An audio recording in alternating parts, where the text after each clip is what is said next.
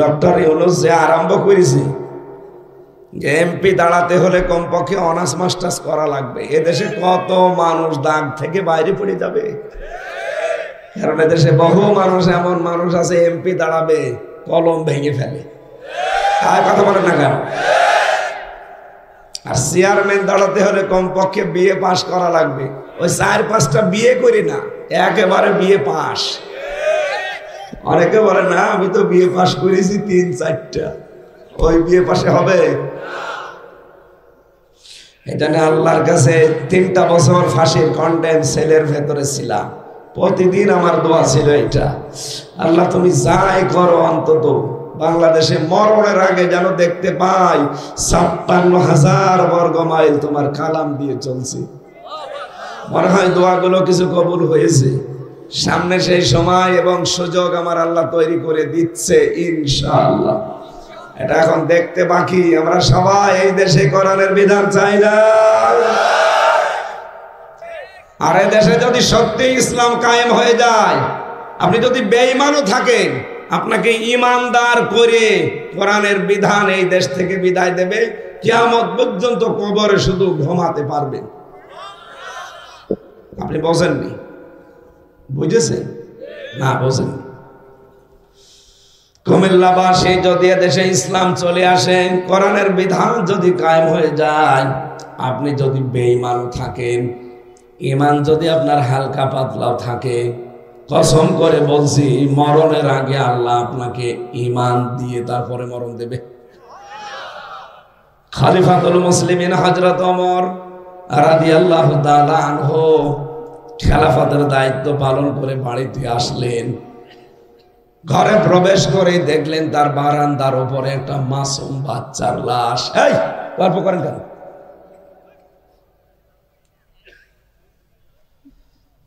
একটা ছোট বাচ্চার লাশকে 12 টুকরা করেছে কে জানো? আবার রাখবে তো হযরত ওমরের ঘরের বারান্দায় রেখে গেছে রাতের বেলা। অনেক রাষ্ট্রের দায়িত্ব শেষ করে প্রবেশ করবেন বাড়িতে, দেখেন লাশ। থমকে দাঁড়ালেন।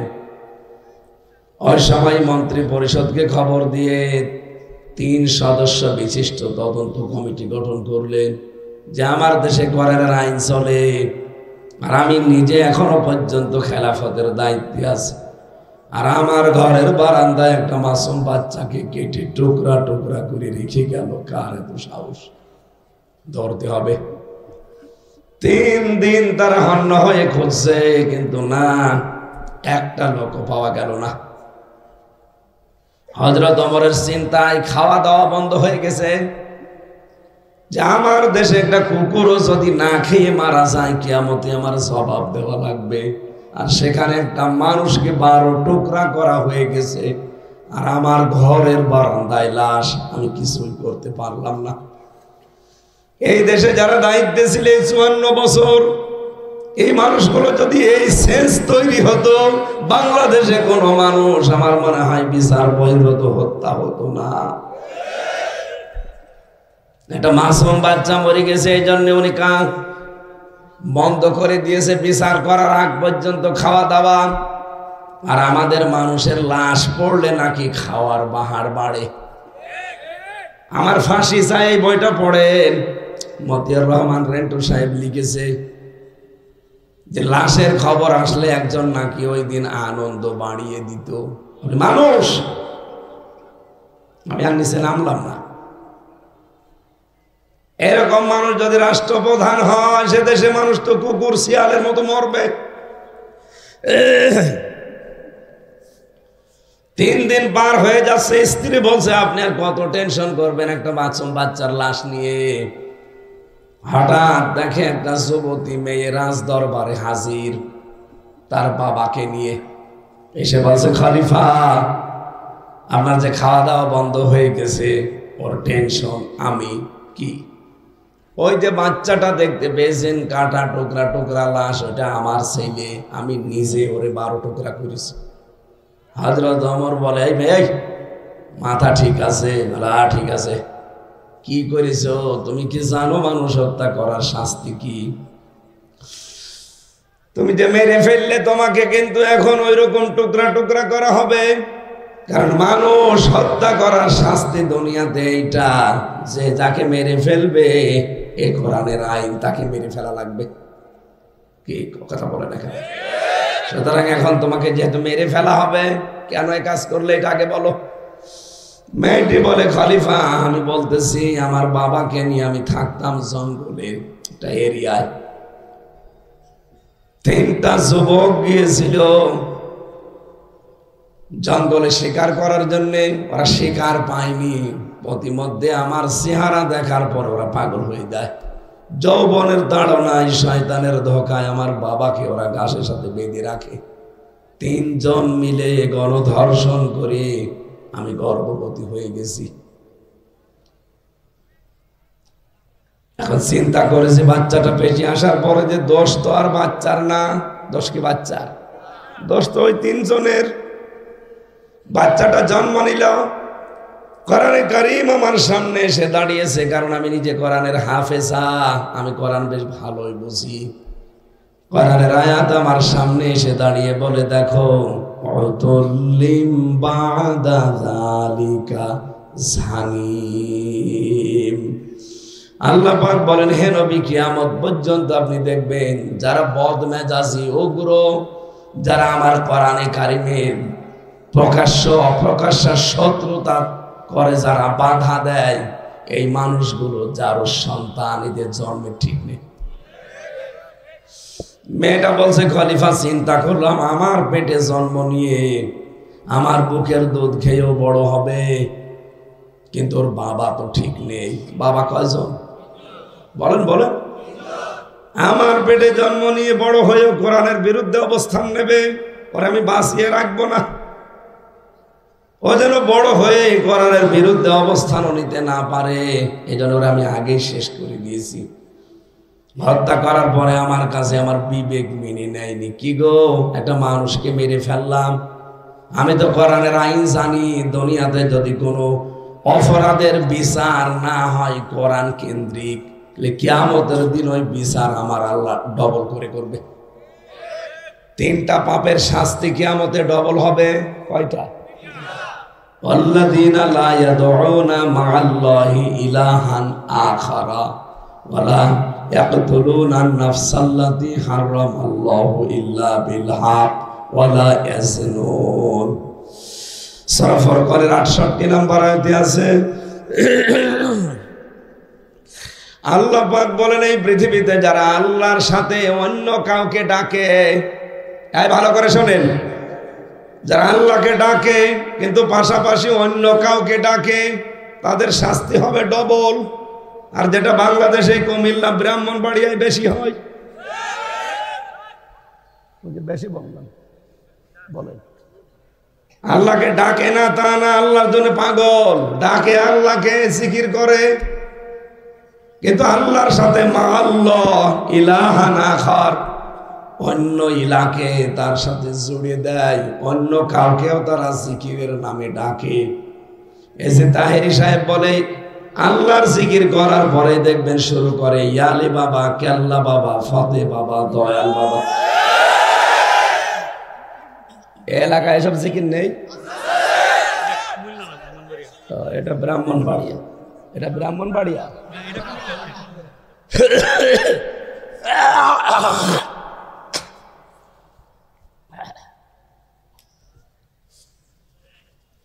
ব্রাহ্মণবাড়িয়াদের পাশের জেলা, ওই বাতাস আসে না ভাই, এটা করা যাবে না। ও যদি কোনো দলিল দিতে পারে আল্লাহর সাথে অন্য কাউকে ডাকা যাবে, এ বিষয়ে কোনো দলিল কোরআনে নেই, হাদিসে নেই।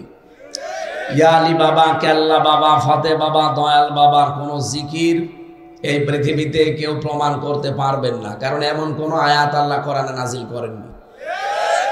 সুতরাং ও যদি ডেকে জাহান্নামে যায়, ডবল শাস্তি পাওয়ার জন্য যাক, দরকার হয় আমরা লাথি দিয়ে আরো দিয়ে আসি, কিন্তু ওর সাথে আমরা যেতে চাই। সুতরাং এই জিকির আর হবে না এই দেশে। এখন থেকে, আজকে থেকে তাওবা করে যদি কেউ কিছু করেও থাকেন, ফিরে আসবেন। আল্লাহর সাথে অন্য কাউকে ডাকা, বলেন ডাকা। 2 নম্বরে, যারা মানুষকে হত্যা করে ফেলে তাদের শাস্তি ডবল হবে। যেহেতু আমি ওকে হত্যাই করে ফেলেছি, আমার শাস্তি যদি দুনিয়ায় কোরআনের যে বিধান আছে এইটা দিয়ে না হয়, তাহলে আমার শাস্তি কিয়ামতে কয়টা হবে? ইউদাআফ লাহুল আযাব ইয়াউমাল কিয়ামাহ, এর পরের আয়াত। এই জন্য চিন্তা করলাম দুনিয়ায় তো বিচার হওয়া লাগবে, এখন কোথায় তাড়াতাড়ি গেলে বিচার পাবো? তাড়াতাড়ি ওই রাতের বেলায় আমি বাস্তা ভর্তি করে এসে কায়দা করে আপনার বাড়ির বারান্দায় রেখে চলে গেছি। খলিফা জিজ্ঞাসা করে, তাহলে 3 দিন আমাকে কষ্ট দিলে, যেদিন তুমি হত্যা করেছিলে ওই দিনই তো রাজ দরবারে আসতে পারতে। মেয়েটা বলে, খলিফা আসি না, আমারও জীবনে ভয় আছে, আমার জীবনেরও মায়া আছে। আমি মনে করলাম যে মনে হয় বেঁচে থাকতে পারবো, কিন্তু না, কোরআনে আমাকে বাঁচতে দিল না। কোরআনে কারীম বারবার আমার সামনে এসে দাঁড়ায়, এই অপরাধের যদি বিচার না হয় কিয়ামতে কিন্তু বিচার ডবল হবে। এই জন্য 3 দিন পরে আমি আর থাকতে পারি না, চলে এসেছি। হযরত ওমর বললেন, ঠিক আছে, বিচার যেটা আছে হত্যার বদলে হত্যা, মেরে ফেলা লাগবে। 2 নম্বরে যেহেতু জেনা করেছে, সন্তানটা অবৈধ না, জেনার যে শাস্তি আছে এটা দেওয়া লাগবে। 2টা সব প্রস্তুতি হয়েছে, হঠাৎ করে হযরত ওমর দেখেন 3 জন যুবক রাজ দরবারে এসে হাজির। বলে, খলিফা বিচারের রায়টা একটু থামান, এ দোষটা ওই মেয়েটার না, এ দোষ আমাদের 3 জনের।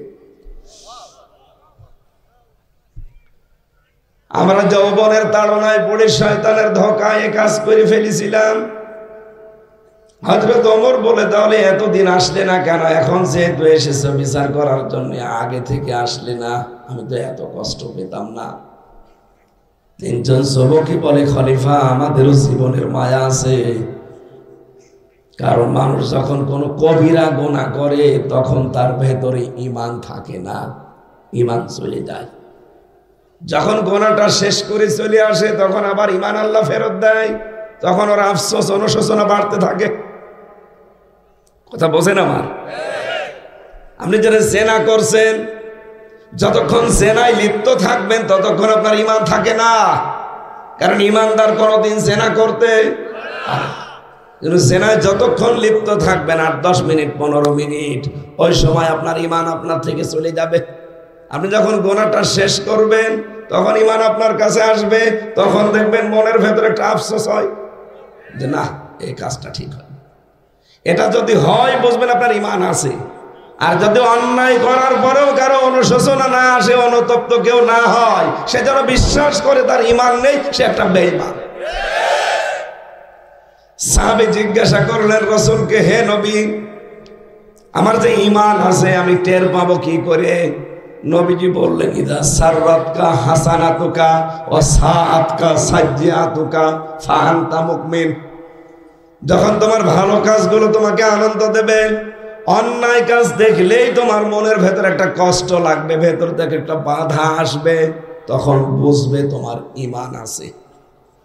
অন্যায় দেখেও যাদের খারাপ লাগে না, বাধা আসে না ভেতর থেকে, ভালো কাজ দেখলেও যাদের আনন্দ মনে হয় না, ভেতর থেকে একটা শান্তি আসে না, মনে করবেন আপনার ঈমান নেই। এ বেশভূষা যা আছে এগুলো ভণ্ডামি। আজকে এটা মনে হয় মুন্সিগঞ্জ জেলায় 3 সন্তানের মা সাবেক এক প্রেমিকার সাথে মিল করে তার নিজের স্বামীকে জবাই করেছে। প্রথমে জবাই করতে গেছে, রগ কয়েকটা কেটে গেছে, এরপরে ওর না পেঁচিয়ে রেখে দিয়েছে, দিয়ে ঘোষণা দিয়েছে যে বাড়িতে ডাকাত পড়েছে, ডাকাতকে আমরা দিতে চাইনি জিনিসপত্র, ওরা আমার স্বামীকে ঝুলিয়ে দিয়েছে। অথচ ওই যে সাবেক প্রেমিকা, যেটা প্রেমিক, ও পালিয়েছে। পরবর্তীতে গোয়েন্দা বিভাগে খোঁজ খবর নিতে গিয়ে দেখে যে এই কাজ আজকে কুমিল্লা, এটা কুমিল্লায়, আপনাদের কুমিল্লাতে আজকে যাবজ্জীবন কারাদণ্ড দিয়েছে ওই মহিলাকে। তার 3টা ছোট ছোট মাসুম বাচ্চা আছে, এদের মুখের দিকে তাকিয়ে 2 নম্বরে যে পুরুষ প্রেমিক তারে দিয়েছে ফাঁসি। এই যে কাজগুলো যখন ওরা করছিল, এটা যেহেতু মানুষ হত্যা করা কি গুনাহ? কবিরা গুনাহ। বলেন বলেন। তখন কিন্তু তাদের ভেতরে ঈমান ছিল না। যখন কাজ হয়ে গেছে তখন আফসোস করছে। মেয়েটা আজকে কুমিল্লা আদালতে কি আফসোস করছে আর কান্নাকাটি করছে যে আমি ভুল করে ফেলেছি, আমার ওই মাসুম বাচ্চা 3টা সব ছোট ছোট, সবগুলো ছোট ছোট। এ মনে হয় 2 বছর, একটা 4 বছর, একটা 5-6 বছর, এতটুকু বয়স। কি করলেন আপনি? সারা জীবন এখন জেলে থাকা লাগবে, আর ওই পুরুষটা এখন ফাঁসি। এজন্য অন্যায় যখন মানুষ কবিরা গুনাহে লিপ্ত হয়, ঈমান যখন থাকে না, কাজটা করে ফেলে। যেই হয়ে যায় ঈমান তখন ফিরে আসে, তখন অনুশোচনা আর আফসোস হয়। তখন আফসোস হয়ে লাভ আছে? যুবকগুলো বলে, খলিফা চিন্তা করলাম মনে হয় পিছিয়ে যাবো, ধরা তো পড়লাম না, কিন্তু কোরআন শরীফ আমাদেরকে বাঁচতে দিল না। আমরাও কোরআন কারিম পড়ি, কোরআন আমাদেরকে বারবার সামনে এসে দাঁড়িয়েছে। জেনা করার গুনাহ, 3 নম্বরে যে গুনার শাস্তি ডবল হবে, তার নাম ওয়ালা ইয়াজনুন। তারা জেনা করতে পারে না, এই জন্য জেনার শাস্তি হবে কয়টা? 2টা। বলেন বলেন। যেহেতু হয়ে গেছে এখন করব কি? দুনিয়াতে যদি কোরআনে বর্ণিত জেনার যে শাস্তি সঙ্গে সার করা, এটা যদি দুনিয়ায় না নিয়ে যায়, কিয়ামতে আল্লাহ ডবল বিচার করবে, আর আল্লাহর বিচারে আমরা কোনোদিন ছাড় পাবো না। সুতরাং দুনিয়ায় বিচারটা হয়ে যাক। এই জন্য 3 দিন পালিয়েছিলাম, আর পারলাম না, আজ চলে এসেছি। আপনি দয়া করে বিচারটা করেন। হযরত ওমর 7 জনের বিচার কোরআন দিয়ে করলেন। কুমিল্লাবাসী, এটা রেকর্ড হচ্ছে, তামাম দেশে ছড়াবে। সবাইকে বলতে চাচ্ছি হাদিস দ্বারা, ওরা 3 জন 4 জন মানুষই কিন্তু অপরাধী কম বেশি ছিল। যদিও মেয়েটার অপরাধ ছিল না জোর করে কাজ করা, কিন্তু পুরুষগুলো সব অপরাধী না? অপরাধী হওয়ার পরেও কোরআনের বিধান ওই দেশে থাকার কারণে তাদেরকে মরণের আগে ঈমান নিয়ে মরার তৌফিক দিয়েছে। এই দেশে যদি কোরআনের বিধান কায়েম হয়ে যায়, আপনি যদি এদিক ওদিক একটু টান থাকে, মরণের আগে আপনাকে আল্লাহ ঈমান নসিব করাবে। এই জন্যই উঠে পড়ে লেগেছি যে যাই হয় হবে, এবার কোরআনের বিধান দেখতে চাই। কথা বলেন। এটা সুষ্ঠু সঠিকভাবে যদি সামনে নিয়ে আসতে চান, সৎ মানুষ সামনে নিয়ে আসতে চান, অবৈধ ইনকামের পাহাড় যারা তৈরি করেছিল ওদেরকে এখন ধরা লাগবে। শুধু 15 বছর না, এই 54 বছরে এদেরকে ধরেন, তাহলে সামনে আর এরকম মানুষ আসতে পারবে না।